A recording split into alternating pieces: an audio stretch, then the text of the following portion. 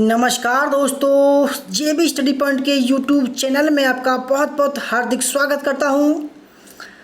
History online class 78 Chhattisgarh का कलचुरी वंश। दोस्तों, ये टॉपिक सभी एग्ज़ाम के लिए विशेष महत्वपूर्ण था। आइए शुरू करते हैं बिना किसी देरी के। दोस्तों, हमारा उद्देश्य है अब की बार नेट ज़रा पार। तो आइए शुरू करते हैं। वीडियो शुरू करने से पहले अगर आप हमारे चैनल पर नए हैं और आपने अभी तक हमारा चैनल सब्सक्राइब नहीं किया तो प्लीज़ सब्सक्राइब कर लें। उसके पास में जो बेल आइकन है उसको प्रेस करें, जिससे कि आने वाली नई वीडियो की नोटिफिकेशन आपको पहले मिल सके। वीडियो को लाइक शेयर बिल्कुल करना ना भूलें। तो ये शुरू करते हैं। तो फ्रेंड्स, सबसे पहले देखते हैं कलचुरी वंश। कलचुरी वंश का इतिहास बहुत ही प्राचीन एवं गौरवशाली रहा है। इन्होंने 550 ईस्वी से 1741 ईस्वी तक लगभग 1200 वर्षों तक उत्तर एवं दक्षिण भारत के किसी न किसी राज्य क्षेत्र में राज्य किया है। कलचुरी वंश की उत्पत्ति कैसे हुई, इसका नामकरण कैसे हुआ और भौगोलिक विस्तार इसका कहाँ तक है, इसकी पूरी जानकारी हम देखते हैं। तो भौगोलिक विस्तार में देखते हैं मध्य एवं भारत के कलचुरी और दक्षिण के कलचुरी।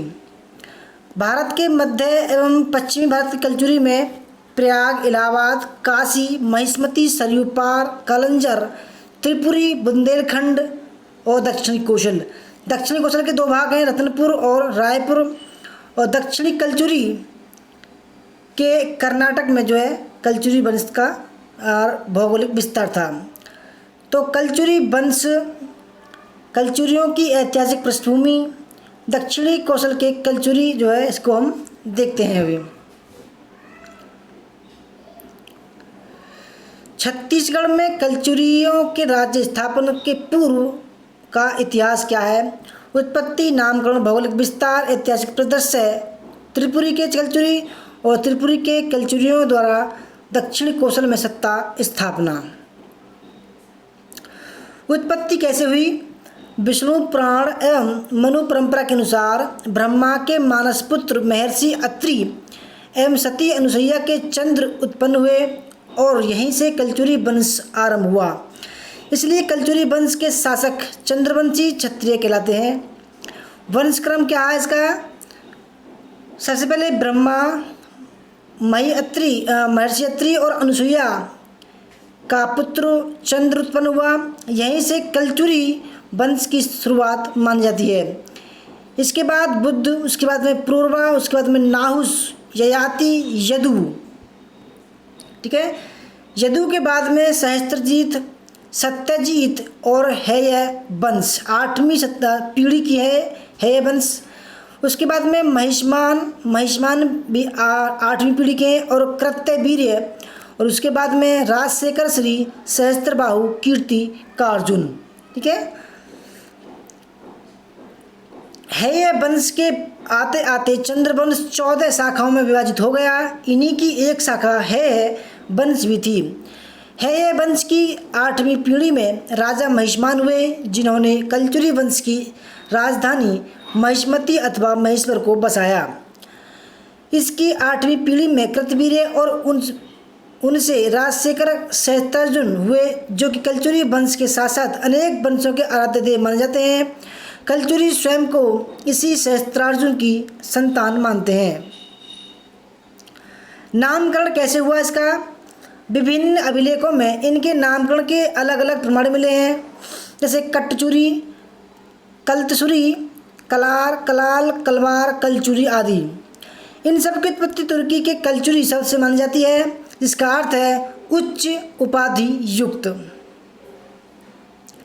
भौगोलिक विस्तार। कलचुरी नाम में से भारत में 2 राजवंश हुए, मध्य एवं पश्चिमी भारत और दक्षिण भारत के कलचुरी। जो मध्य एवं पश्चिमी भारत में राज्य करते थे उन्हें चेदी, है उत्तरी कलचुरी कहा गया, और जो दक्षिणी कलचुरी थे उन्हें कर्नाटक क्षेत्र में राज्य किया। राजधानी। छत्तीसगढ़ के बाहर प्रयाग, इलाहाबाद, काशी, वाराणसी, महिष्मती मध्य प्रदेश में है। कलंजर बुंदेलखंड, त्रिपुरी तेवर। छत्तीसगढ़ में तुमान, रतनपुर, छुरी, कोसगई, खल्लारी, रायपुर। इन्होंने 248 ईस्वी से प्रारंभ होने वाले त्रैकुटक संवत का प्रयोग किया, जिसे कलचुरी संवत कहा जाता है। नोट डाउन करना। छत्तीसगढ़ में राज्य स्थापना से पूर्व कलचुरी वंश का ऐतिहासिक पृष्ठभूमि। अभिलेखों में कलचुरी वंश का आदि पुरुष कृष्णराज को माना जाता है। इसने 550 ईस्वी में इस वंश की स्थापना महिष्मति की। कृष्णराज के बाद शंकरदेव गण और उसके बाद बुद्धराज शासक हुए। कृष्णराज 550 से 575, शंकरगण 575 से 600 ईस्वी, बुद्धराज 600 से 620 ईस्वी।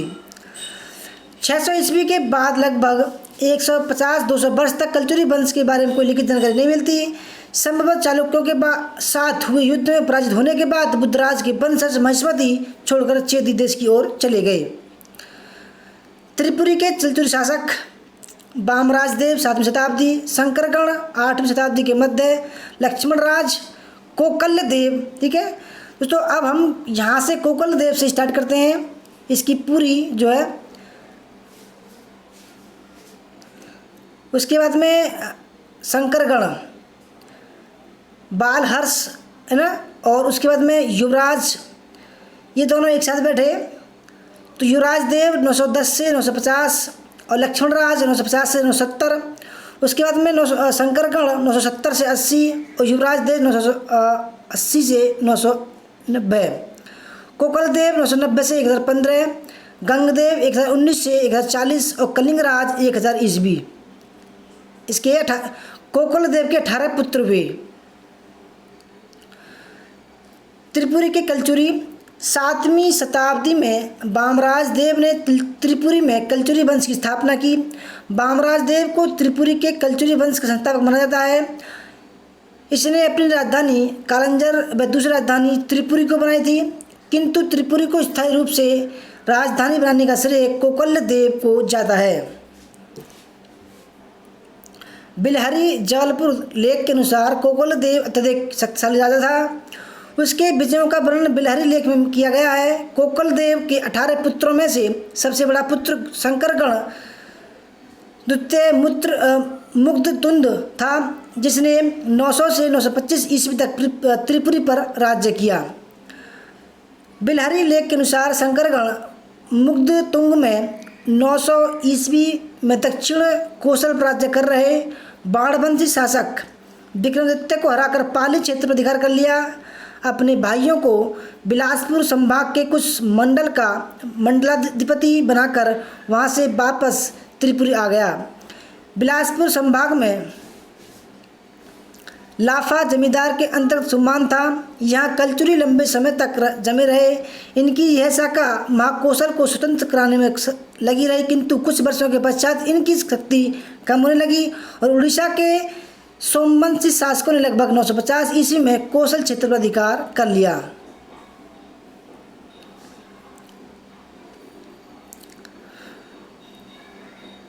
रतनपुर के कलचुरी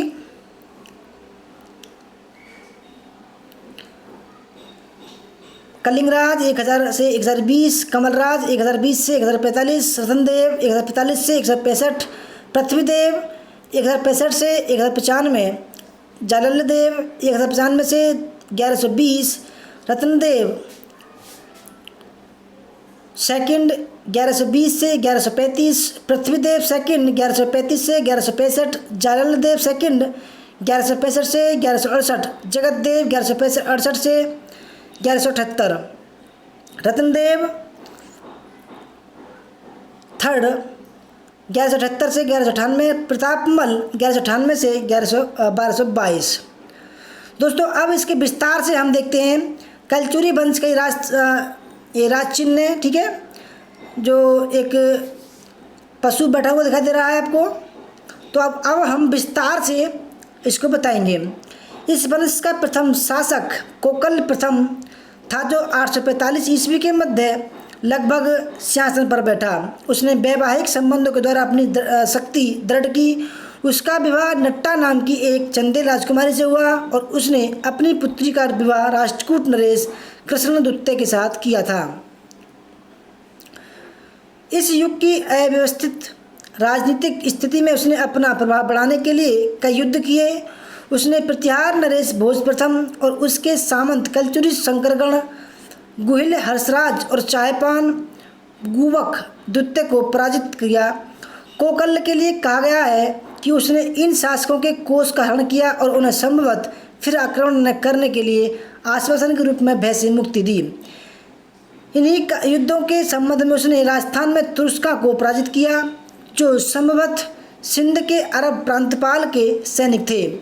उसने बंग पर भी इस प्रकार का आक्रमण किया। उसने शासनकाल के उत्तरार्ध में उसने राष्ट्रकूट नरेश कृष्ण द्वितीय को पराजित करके उत्तरी कोंकण पर आक्रमण किया, किंतु अंत में उसने राष्ट्रकूटों के साथ संधि कर ली। इन युद्धों से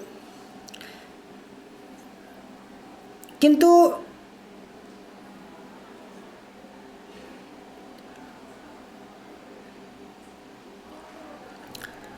अपने शासनकाल के उत्तरार्ध में उसने राष्ट्रकूट नरेश कृष्ण द्वितीय को पराजित करके उत्तरी कोंकण पर आक्रमण किया, किंतु अंत में उसने राष्ट्रकूटों के साथ संधि कर ली। इन युद्धों से कलचुरी राज्य की सीमा में कोई वृद्धि नहीं हुई। कोकल के 18 पुत्र थे, जिनमें से 17 की उसने पृथक पृथक मंडलों का शासक नियुक्त किया। ज्येष्ठ पुत्र शंकरगण उसके बाद शासन पर बैठा। इन 17 पुत्रों में से एक ने दक्षिण कौशल में कलचुरी राजवंश की नई शाखा की स्थापना की, जिसकी राजधानी पहले तुम्बाहन और बाद में तृतीय नरेश नटराज द्वारा स्थापित रतनपुर थी। इस शाखा में 9 शासक हुए, जिन्होंने 12वीं शताब्दी के अंत तक शासन किया। शंकरगढ़ ने कौशल के सोमवंशी नरेश से पाली छीन लिया। पूर्वी चालुक्य विजयादित्य तृतीय के आक्रमण के विरुद्ध वह राष्ट्रकूट कृष्ण द्वितीय की सहायता के लिए गया, किंतु उसके पक्ष की पूर्ण पराजय हुई। उसने अपनी पुत्री लक्ष्मी का विवाह कृष्ण द्वितीय के पुत्र जगतुंग के साथ किया था, जिनका पुत्र इंद्र तृतीय का विवाह शंकरगढ़ के छोटे भाई अर्जुन की पौत्री से हुआ था। दोस्तों एक मंदिर है, महाराज कर्णदेव 1042 से 1072 ईस्वी उन्होंने शासन था के द्वारा अमरकंटक में निर्मित प्राचीन मंदिर है। ये दूसरा है उत्तरी कर्नाटक के कुदाल संगम में स्थित संगमनाथ मंदिर। शंकरगढ़ के बाद पहले उसका ज्येष्ठ पुत्र बालहर्ष और फिर कनिष्ठ पुत्र युवरा प्रथम केयूरवर्ष सिंहासन पर बैठा। युवराज 10वीं शताब्दी का द्वितीय चरण ने गौड़ और कलिंग पर आक्रमण किया था, किंतु अपने राज्य के अंत में उसे स्वयं आक्रमणों का सामना करना पड़ा और चंदेल नरेश यशोवर्मन के हाथों पराजित होना पड़ा। राष्ट्रकूट नरेश कृष्ण तृतीय युवराज का दौहित्र था और स्वयं अपनी पत्नी भी कलचुरी वंश की थी। उसने अपने पिता के राज्यकाल में ही एक बार कलिंजर पर आक्रमण किया था। सिंहासन पर बैठने के बाद उसने मेहर तक के प्रदेश पर अधिकार कर लिया, किंतु शीघ्र ही युवराज को राष्ट्रकूटों को भगाने में सफलता मिली। कश्मीर और हिमालय तक उसके आक्रमण की बात अतिशयोक्ति लगती है। युवराज के पुत्र लक्ष्मणराज 10वीं शताब्दी का तृतीय चरण ने पूर्व में बंगाल, ओड्र और कौशल पर आक्रमण किया। पश्चिम में वह लाट के सामंत शासक और गुर्जर नरेश संभवतः चालुक्य वंश का मूल राज प्रथम को पराजित करके सोमनाथ पर पहुंचा था। उसकी कश्मीर और पांड्य की विजय का उल्लेख संदिग्ध मालूम होता है। उसने अपनी पुत्री बोंता देवी का विवाह चालुक्य नरेश विक्रमादित्य चतुर्थ से किया, जिनका पुत्र तैल द्वितीय था। लक्ष्मणराज के दोनों पुत्रों शंकरगढ़ और युवराज द्वितीय में सैनिक उत्साह का अभाव था। युवराज द्वितीय के समय तेज द्वितीय ने भी चेदी देश पर आक्रमण किया। मुंज परमार ने तो कुछ समय के लिए त्रिपुरी पर ही अधिकार कर लिया था। युवराज की कायरता के कारण राज्य के प्रमुख मंत्रियों ने उसके पुत्र कोकल द्वितीय को सिंहासन पर बैठाया। कोकल के समय में कलचुरी लोगों को अपनी लुप्त प्रतिष्ठा फिर से प्राप्त हुई। उसने गुर्जर देश के शासक को पराजित किया। उसे कुंतल के नरेश चालुक्य सत्याश्रय पर भी विजय प्राप्त हुई। उसने गौड़ पर भी आक्रमण किया कोकल के पुत्र विक्रमादित्य उपाधिधारी गंगादेव के समय में चेदी लोगों ने उत्तरी भारत पर अपनी सार्वभौम सत्ता स्थापित करने की ओर चरण बढ़ाए। उसका राज्यकाल 1019 के पूर्व से 141 ईस्वी तक था।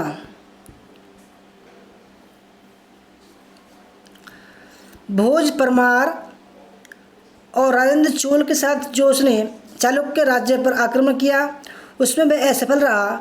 उसने कौशल पर आक्रमण किया और उत्कल को जीतता हुआ वह समुद्र तट तक पहुंच गया। संभवतः इसी विजय के उपलक्ष्य में उसने त्रिक कलिंगापति का विरुद्ध धारण किया। भोज परमार और विजयपाल चंदेल के कारण उसकी साम्राज्य प्रसार की नीति अवरुद्ध हो गई। उत्तर पूर्व की ओर उसने बनारस पर अधिकार कर लिया और अंग पर सफल आक्रमण किया, किंतु मगध अथवा तिरहुत को वह अपने राज्य में नहीं मिला पाया। 1034 ईस्वी में पंजाब के सूबेदार अहमद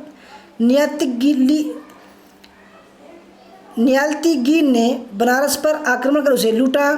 गांगदेव ने भी कीर यानी कांगड़ा पर जो मुसलमानों के अधिकार में था आक्रमण किया। गांगदेव का पुत्र लक्ष्मीकर्ण का अथवा कर्ण कलचुरी वंश का सबसे शक्तिशाली शासक था।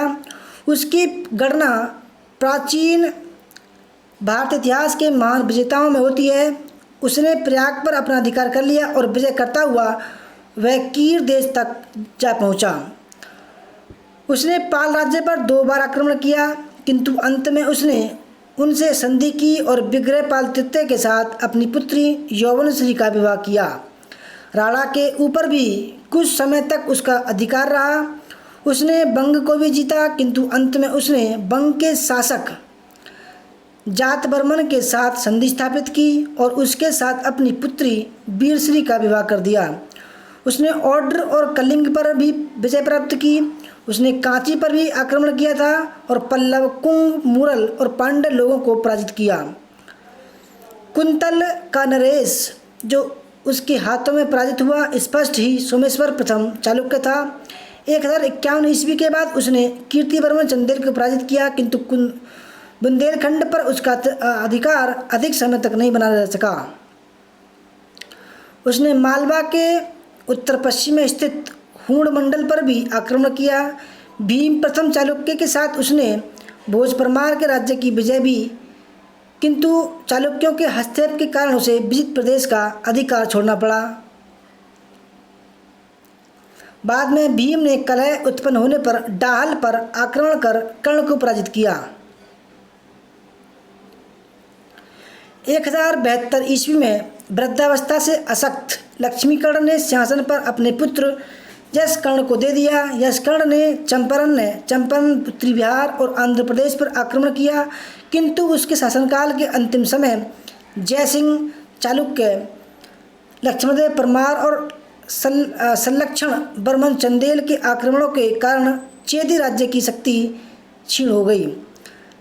चंद्रदेव गढ़वाल ने प्रयाग और बनारस पर अपना अधिकार कर लिया।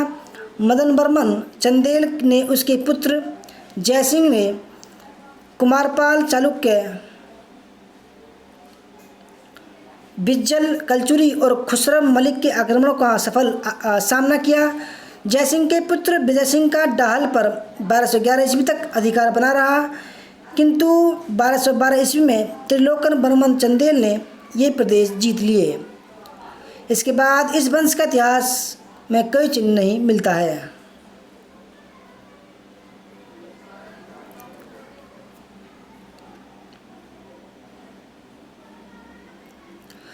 तो फ्रेंड्स, ये थी हमारी आज की वीडियो। थोड़ी आपको बोर लगी होगी, परंतु बहुत ही महत्वपूर्ण है ये।